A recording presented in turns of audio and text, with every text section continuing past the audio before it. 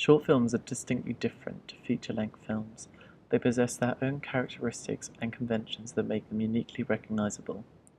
The producers of short films don't typically work for a large production company, and so usually work on a small budget.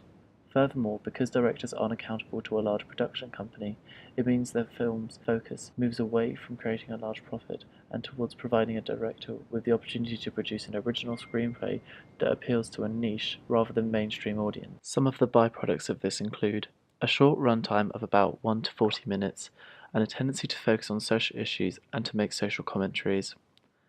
As a result of these factors, genre is often difficult to identify, as these films lack some of the key conventions of their respective genre.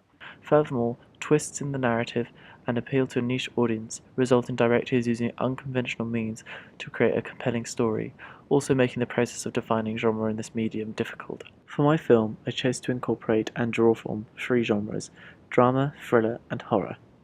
When I started this project, I felt it would be inevitable that my film had parts conventional of the drama genre. This is because I wanted to make a commentary on relationships and young love, and take that to the extreme by exploring social issues like abuse. When looking towards the style of my film, rather than just solely the story, the horror and thriller genres are far more pronounced.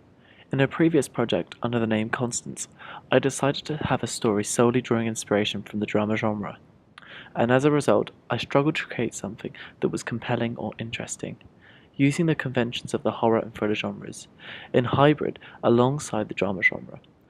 It has given my newest project, What Kind of Man, the right amount of adrenaline and excitement so that I can touch on social issues but also appeal to my target audience of young men. The hybridization of several genres, I believe, has worked in my film's favour. What inspired me to make this choice was the film Donnie Darko. The film combines a much larger array of different genres than my own product and creates something compelling and intense, when really one of the main features of the film is its fixation on astrological philosophy. Scenes in which Dylan hears the voices of the girl he kills are taken directly from this film, as well as the use of natural light, which I've always thought had worked well to bring realism into a film and conform to the drama genre.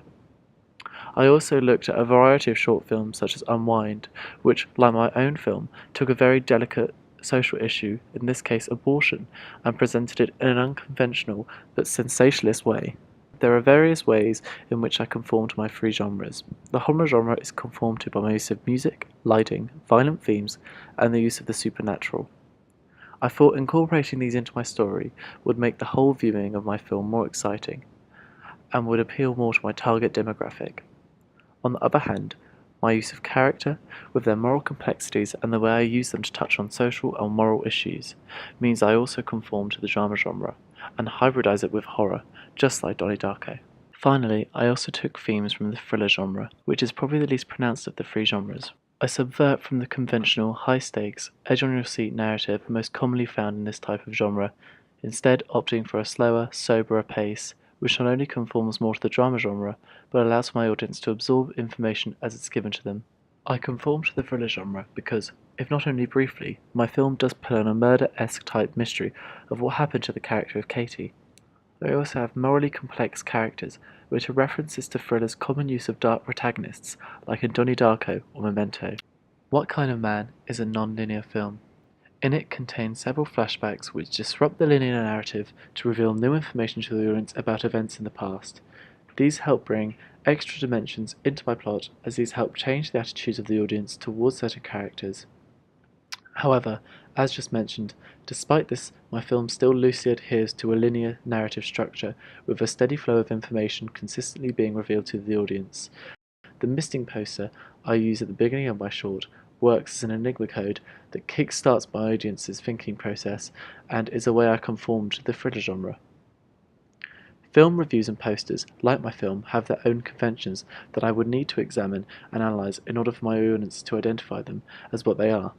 Firstly, for my review, I replicated an older 2014 Empire Review page. This layout, I think, is one of the most iconic and recognisable layouts when compared to the newer bluer design in use at the moment. Regardless of the layout, the content remains the same. These reviews are fully aware of their male-dominated audience and play on this by using their own tongue-in-cheek language.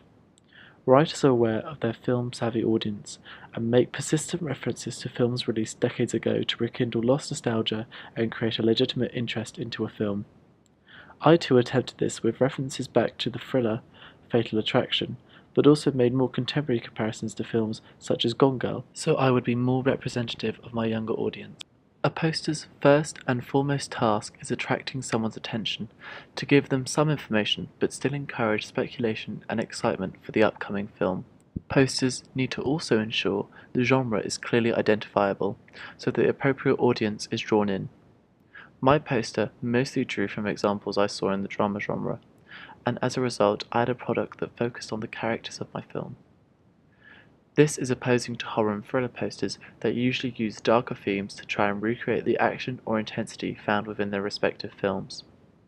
The poster for Donnie Darko, which also heavily draws from the drama genre, has a collage of characters' faces which combine into one larger image of the mysterious bunny. This is used to show the significance and dominance of the bunny character over all characters in this film. In my own film, I tried to convey a similar impression over the roles and influence of characters via their body language. Whether it was Mia's cold, dominant grasp of Dylan's arm or Katie's merciful look towards the man that killed her, I wanted to convey messages to the audience, just like I had seen in other works.